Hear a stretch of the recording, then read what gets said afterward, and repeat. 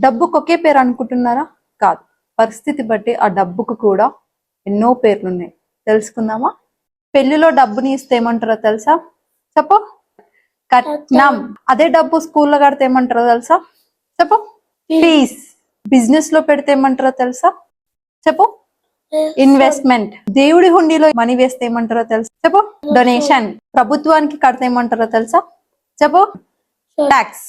ఉద్యోగం చేస్తే వచ్చే డబ్బుని ఏమంటారో తెలుసా? ఏమంటారు? సాలరీ. షాపింగ్ చేసేప్పుడు డబ్బుని ఏమంటారో తెలుసా? ఏమంటారు?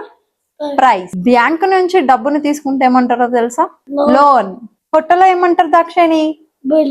డబ్బుని ప్రయాణంలో ఏమంటారో తెలుసా? ఫేర్. మార్కెట్ లో డబ్బుని ఏమంటారో తెలుసా? రేట్. విడాకులు తీసుకుంటే డబ్బుని ఏమంటారో తెలుసా?